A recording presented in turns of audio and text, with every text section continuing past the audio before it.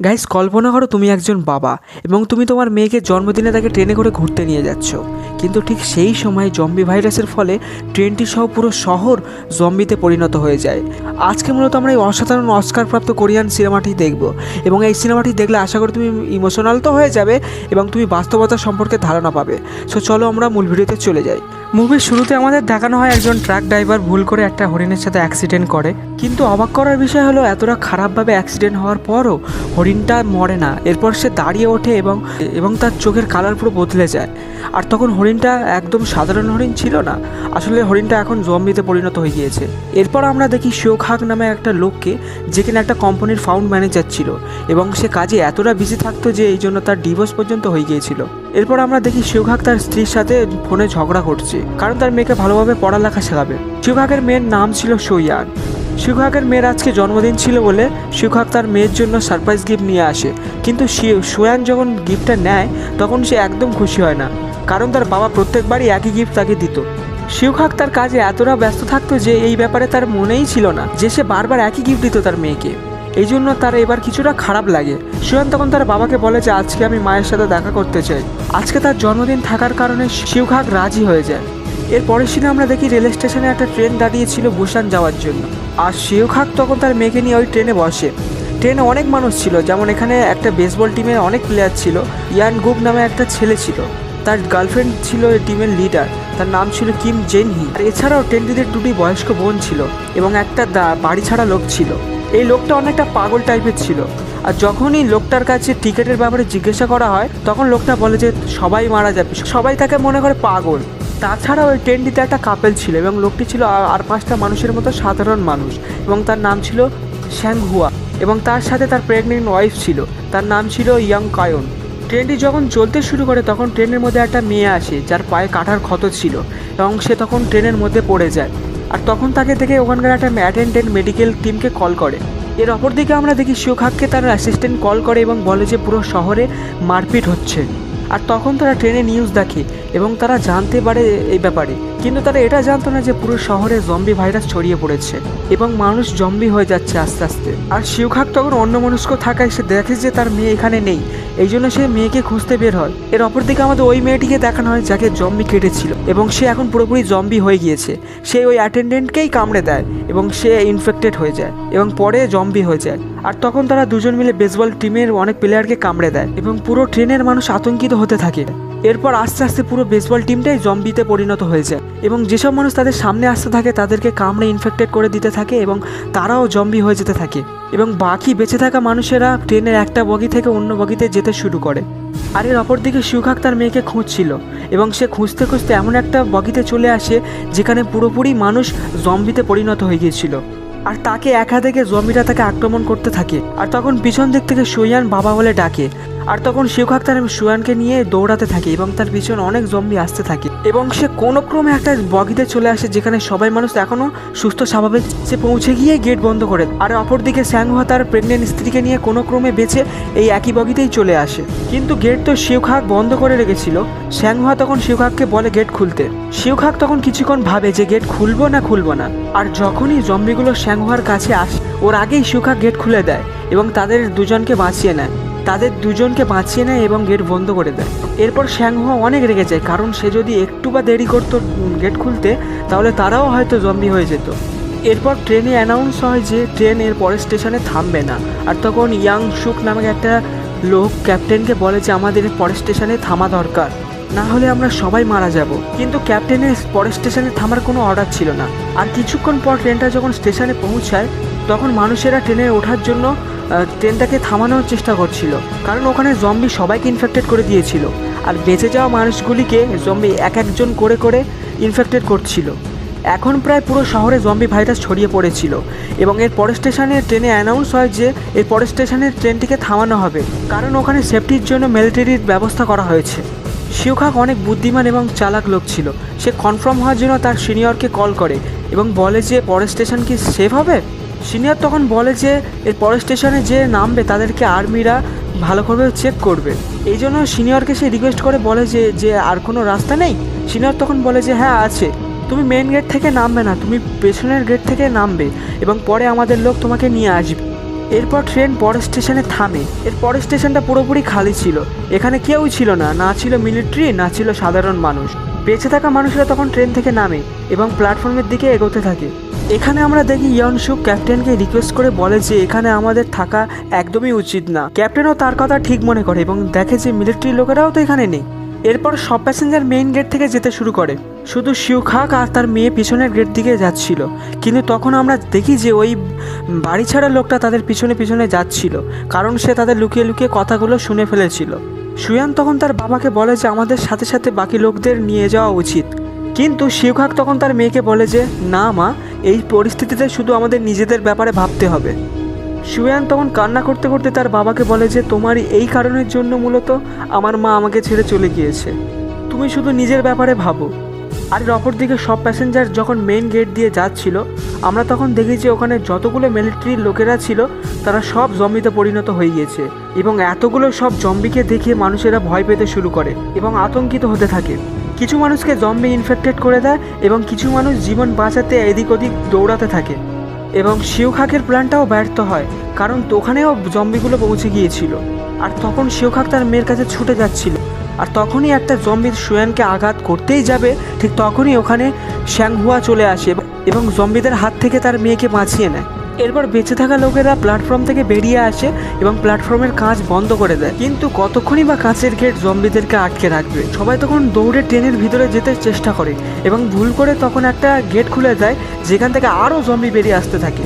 এরপর বেঁচে থাকা মানুষরা অনেক কষ্টে একটা ট্রেনের সেফ বগিতে চলে আসে এবং ওখানে আমরা দেখি যে দুই বয়স্ক বোন ছিল, তার একজনকে একটা জম্বি প্রায় কামড়েই ফেলবে। ঠিক তখনই এক বোনকে ট্রেন অ্যাটেন্ডেন্ট এবং আরেক বোনকে ওই প্রেগনেন্ট মহিলাটি সুয়ানের সাথে ট্রেনের বগিতে নিয়ে আসে এবং তাদেরকে বাঁচিয়ে নেয়। আর ওখানেই ওই বাড়ি ছাড়া লোকটা আগে থেকে ছিল, কিন্তু ওখানেও জম্বিরা চলে আসে এবং জম্বিদের হাত থেকে বাঁচতে তারা টয়লেটের ভিতরে লুকিয়ে পড়ে। এদিকে ইয়াংশু ট্রেনের ক্যাপ্টেনকে বলে যে ট্রেন ছাড়ো, কাদের জন্য দাঁড়িয়ে আছো? ক্যাপ্টেন তখন বলে যে আমার কিছু ফ্রেন্ড আছে, তাদের আসার পর ছাড়বো। ইয়াংশু তখন তাকে জোর করে ট্রেন চালু করে দেয়।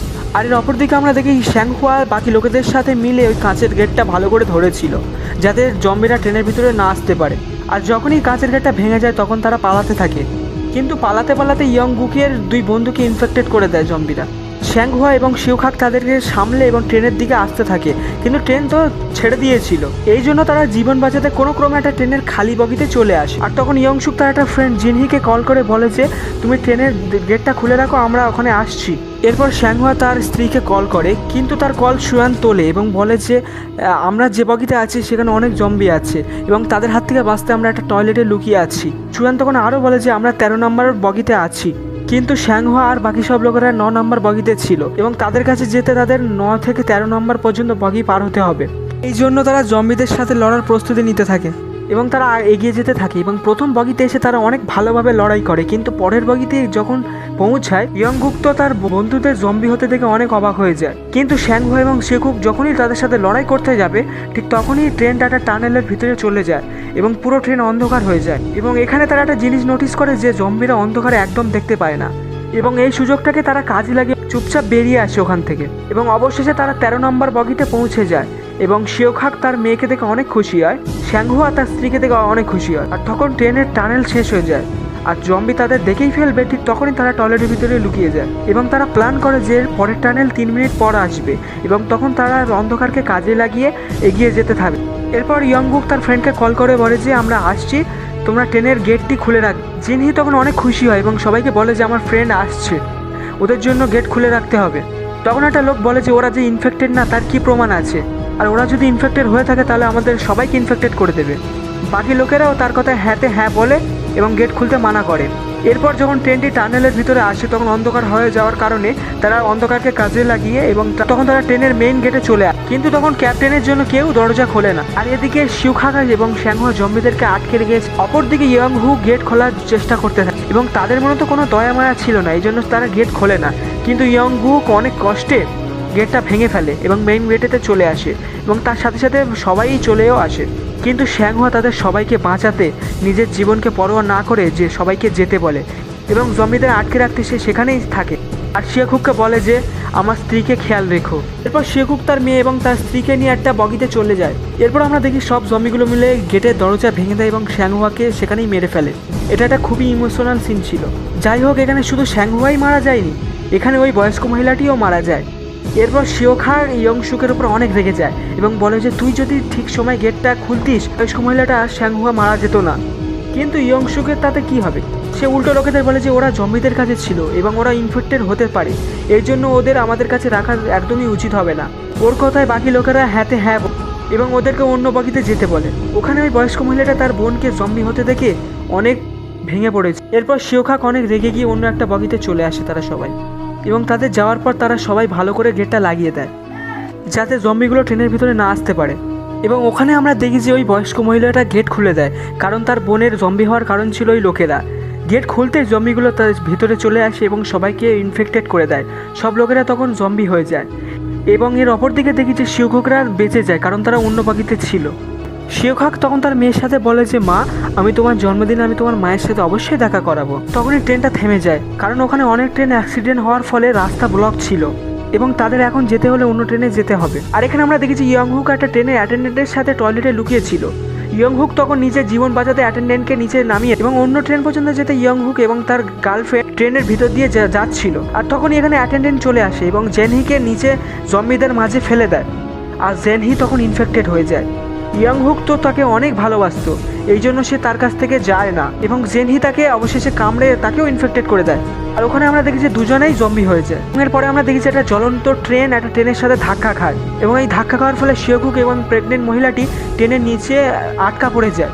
এরপর ক্যাপ্টেন ওই অহংকারী লোকটাকে হেল্প করতে যায়, কিন্তু লোকটা তাকেই ধাক্কা দিয়ে জম্বিদের মাঝে ফেলে দেয়। এরপর আমরা দেখি শিওখা কোনোভাবে ট্রেন থেকে বাইরে বেরোতে চেষ্টা করছিল। তখনই ওই বাড়ি ছাড়ার লোকটা তাদেরকে জম্বিদের হাত থেকে বাঁচাতে জম্বিদেরকে আটকে রাখে এবং তাদের জীবন বাঁচাতে সে সেখানেই থেকে যায়। এরপর আমরা দেখি শিওখাক এবং প্রেগনেন্ট মহিলাটি সুয়ানের সাথে একটা চলন্ত ট্রেনের পিছনে দৌড়াচ্ছে এবং তাদের পিছনে অনেক জম্বি দৌড়াচ্ছে। এতগুলো জম্বি তাদের পিছনে দৌড়াচ্ছে, কিন্তু তাও তারা হাল ছাড়ে না এবং তারা কোনো ক্রমে ট্রেনেতে পৌঁছে যায়। কিন্তু জম্বিরাও হাল ছাড়ে না, তারাও ট্রেনেতে ঝুলে পড়ে এবং ঝুলে পড়ার জন্য ট্রেনের স্পিড অনেক স্লো হয়ে যায়। শিওখাক তখন যে কোনোভাবে ট্রেন থেকে জম্বিদের থেকে আলাদা করে দেয় এবং শিওখাক যখন ট্রেনের ইঞ্জিনের কাছে যায় তখন সে দেখে যে ট্রেনের ড্রাইভারও ইনফেক্টেড হয়ে গিয়েছে, কিন্তু সে পুরোপুরিভাবে জম্বি হয় না। তখন সে শিওখাকের ওপর হামলা করে দেয় এবং তাকে একটু কামড়ে দেয়। এরপর শিওখাক ওর থেকে বাঁচতে নিজেকে ছেকলের সাথে বেঁধে নেয় এবং সে বেঁচে যায়। এরপর শিওক জানতো যে সেও ইনফেক্টেড হয়ে গিয়েছে, এই জন্য সে তাড়াতাড়ি করে প্রেগনেন্ট মহিলা এবং তার মেয়েকে নিয়ে ক্যাপ্টেনের রুমে নিয়ে যায় এবং ট্রেনের বেসিক ব্যাপারে তাদেরকে বলতে থাকে। শিওখাক তখন তার মেয়েকে বলে যে বুসানে পৌঁছে গিয়ে ডাইরেক্ট তুমি তোমার মায়ের কাছে চলে যাবে, আর যতক্ষণ পর্যন্ত তুমি বুসানে পৌঁছাবে না ততক্ষণ এই আন্টির সাথে থাকবে। সুয়ান তখন অনেক কান্না করতে থাকে, কারণ সে তার বাবার কাছ থেকে আলাদা হতে চাইছিল না। শিওখাকও তার মেয়ের থেকে আলাদা হতে চাইছিল না, কিন্তু তার মেয়েকে বাঁচাতে তার এইসব করতে হচ্ছিল। শিওখাক তখন ওই রুম থেকে বেরিয়ে এসে অনেক কান্না করতে থাকে এবং তার জীবনের শেষ মুহূর্তে মেয়ের সাথে কাটানো সুন্দর সুন্দর মুহূর্তগুলিকে মনে করতে থাকে এবং সে হাসতে হাসতে নিজের জীবন দিয়ে দেয় এবং ট্রেন থেকে লাফিয়ে পড়ে। অপরদিকে সুয়ান অনেক কান্না করছিল। গাইস, এটা সত্যি অনেক ইমোশনাল সিন ছিল এই সিনেমার। এরপর আমরা দেখি কিছুক্ষণ পর ট্রেনটা বুসান স্টেশনে পৌঁছে যায় এবং তারা দুজন নেমে এবং একটা টার্নেল হয়ে তারা এগিয়ে যেতে থাকে, যেখানে অনেক মিলিটারিরা আগে থেকে ছিল। মিলিটারির লোকেরা তাদেরকে দেখে বুঝতে পারে না যে তারা নর্মাল মানুষ নাকি জম্বি। এই জন্য তারা সিদ্ধান্ত করে যে তাদেরকে গুলি করে তারা মেরে ফেলবে। আর যখনই তারা গুলি করতে যাবে আর তখনই ইস্যু গান করতে থাকে, যেটা তার বাবা তাকে রোজ শোনাতো। মিলিটারির লোকেরা তখন বুঝতে পারে যে নর্মাল মানুষ, তাই তারা তাদেরকে রেস্কিউ করে নেয়।